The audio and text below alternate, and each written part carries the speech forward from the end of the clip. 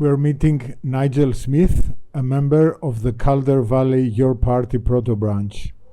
In this interview, Nigel discusses the latest developments in your party.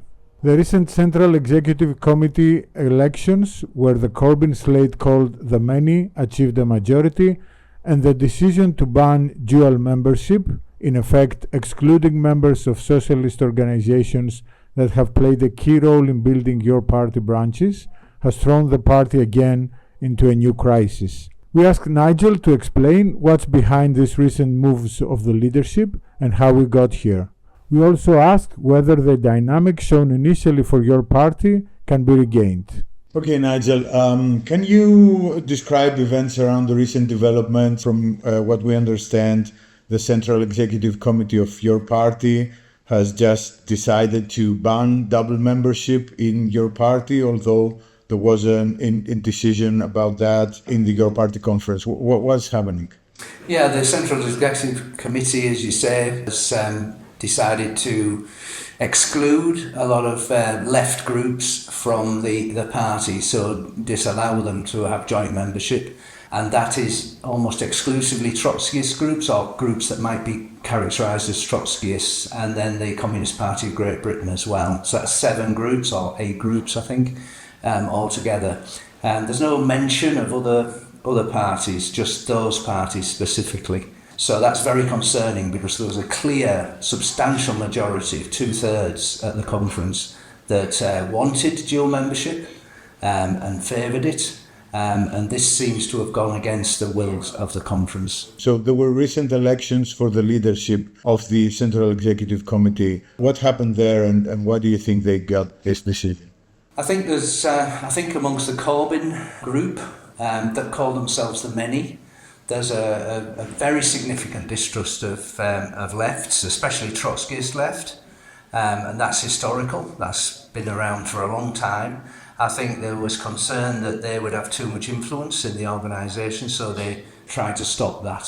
The comrades who were engaged in that have a background in trying to prevent really open democracy in the organisation. You mean when they were in the Labour Party, when Corbyn and his group was in the Labour Party? Yeah, I mean, I think they've inherited anti-democratic, I wouldn't even say undemocratic, I'd say anti-democratic methods from the Labour Party, very top-down approach. So as you said, there was the CEC elections. Well, the CEC, the name itself, Central Executive Committee, was giving that committee power to make decisions, even decisions like this one that are clearly contrary to the wishes of the mass membership.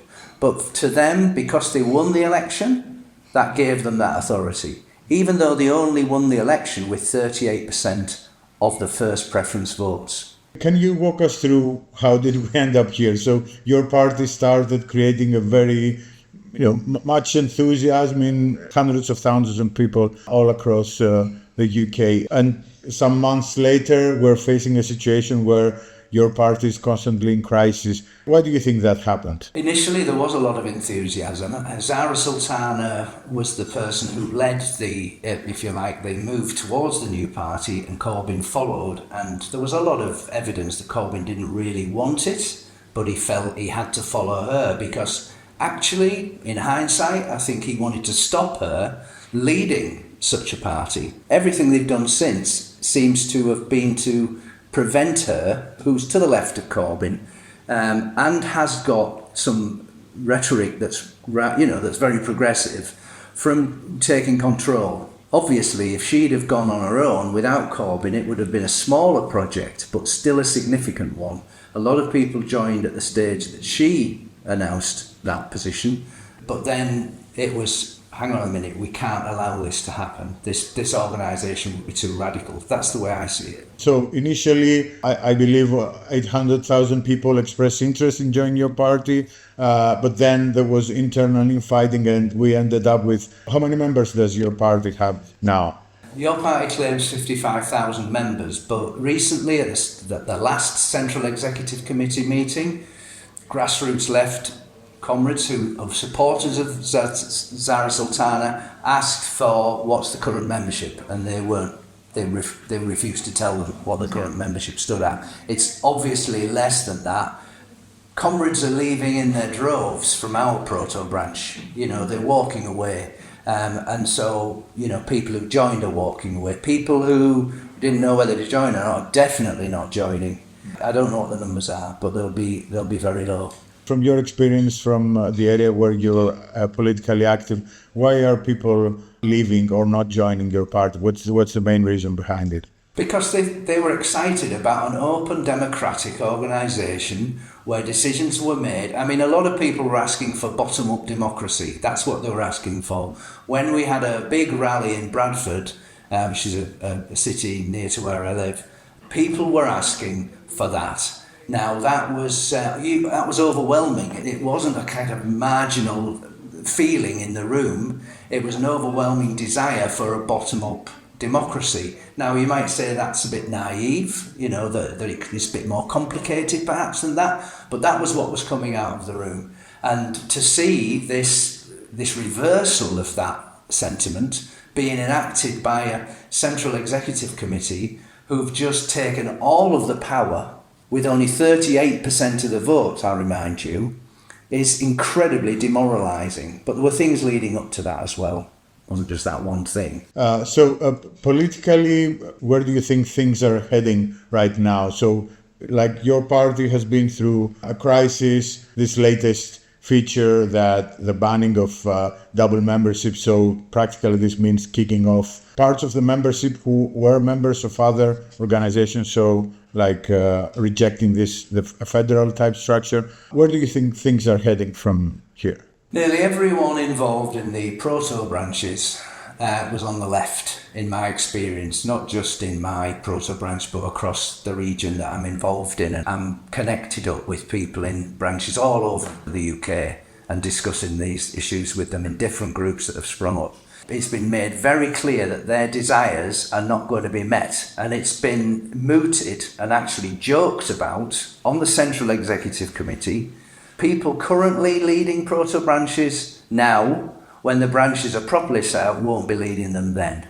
And that was put across as a joke. Well, that's not funny. And I think that's the reality. There's no way people like myself will be kind of allowed, if you will, in some way, to become chairs of the actual substantive branches, even though we've been doing all of the work up until now, and comrades like me doing all the work. So what do you think, Corbyn and the group around him, what do you think is their, aim? What type of party you think they're wanting to build? They want a kind of diluted form of social democracy, not far left at all of the Green Party. They're not really interested in socialism. They're interested in a very weak form of social democracy, very aligned to Varoufakis in Greece and people with similar kind of perspective. They adore that kind of DiEM25 and their top-down kind of methods, and they don't show any kind of likelihood of really being left. I mean, socially progressive, yes, socially progressive, but politically really quite reactionary almost. And what do you think is their idea of how would a party be structured if they implement their plans? Well, they've implemented it. They've got the control of the Central Executive Committee with no mandate. 62% of the first-class votes, because of the way it was, there were three categories. There was the independents, there was the grassroots left supporting Sultana, and there was the many supporting Corbyn. And because of that configuration, they were able to take control with a minority. Now they've got it. Comrades say, well, maybe at the next conference we can do something about that. I don't think many people feel that's going to happen because of the last conference, how badly that was run and how the majority of the people in the party weren't listened to. Okay, in terms of the experience that you went through, although it was short, but I think it was important, seeing things from the outside, it seemed that although on a leadership level it was very badly handled, it showed that there's a dynamic for people searching for an alternative. How do you think this dynamic could be utilized in the coming months, say, in a different level? Yeah, there's a meeting being called on June the 4th in Sheffield by Connections, which is a group that has I think 40 to 50 proto-branches that belong to it. And I belong to it. And we were elected by our proto-branches to go to the Connections meetings. And there are other groups that have been set up online that would be close to where Connections are at the moment and may join in with that sort of conference. That's in June. That's an attempt to bring left groups together, the left in the organisation together. At the moment, Zara Sultana and her supporters are being very quiet around this. They're saying they're going to stay on the Central Executive Committee and represent us from that. So they don't look like they're going to get too involved in this initiative. But I don't think we've any alternative but to go with this attempt to bring the lefts together outside of grassroots left. And if a split is to happen, then that's something we'd support, actually. Okay, Nigel, thank you very much for this interview. Hope things are going to turn up well for the movement and the left in Britain. Well, thanks for asking for me to contribute.